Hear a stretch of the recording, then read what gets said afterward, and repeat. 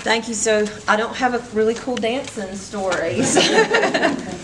What I do want to do is touch on what State Attorney Kramer had mentioned before, is that Florida does have really good laws. And if you think about it, that makes sense because people everywhere in the United States, they want to work really hard, save up money, and retire to Florida. Mm-hmm. And so we recognize that as a state, and so we really do have good laws when it comes to elder affairs.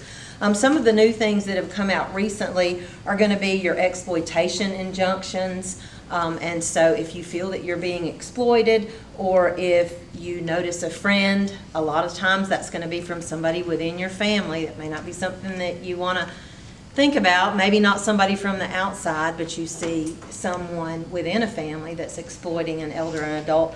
We have some exploitation injunctions that you can file for, and that basically just kind of freezes things if you meet the criteria, so that you have time to go back and examine things and see the proper way to address it. There's no cost for the filing of those injunctions, and all of the clerk's offices have forms for those.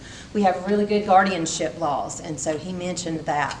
One other thing as far as scams that I just want to touch on briefly, because I also want to get time to the Q&A, because that's my favorite part of these types of events, is that now everything is AI. You hear about AI, everything's AI, your grandkids are doing AI.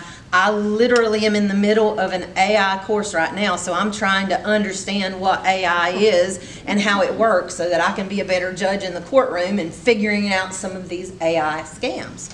And so one of the things that I've seen as I've started this course, and it doesn't just apply to seniors, but it applies equally to seniors, is you'll see these pop-ups for, you don't need an attorney for a power of an attorney, you don't need an attorney for a will, let's let this AI robot do it for you.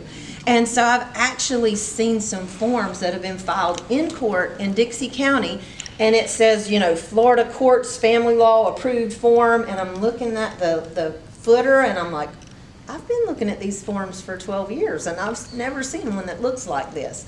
And so you get a lot of fake that comes in with these scams, and so I know it can be expensive, but power of attorneys are dangerous documents if they're used improperly, and we do have good law, and our state attorneys do prosecute those. But just be careful of those things. I mean, if somebody is going to do you an AI will online for $50, it's probably not worth the $50. You probably can take it to the restroom with you, and that's going to be your best use of it.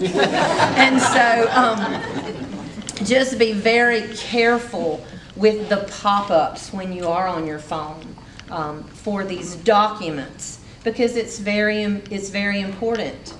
We have good law in Florida. If you have bank accounts and you're like, you know what, if something happens to me, I want this person to be able to get those funds, there are some forms that you can sign at the bank, and you can ask your bank about those. It's payable on death beneficiary forms, and you can ask them about those forms. And then there are other types of powers of attorneys for specific things that limit it, but you're going to want to talk to somebody one-on-one about, yes, I need help in this area, but I still want complete control over here.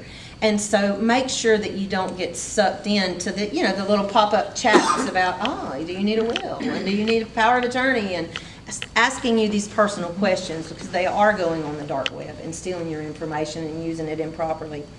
One other thing that I did want to touch on is just to highlight, report it, report it, report it. The court can't do anything about it if you're too embarrassed to report it. And a lot of the embarrassment time comes in because it could be that you're being exploited or you're being manipulated by someone that you do truly love.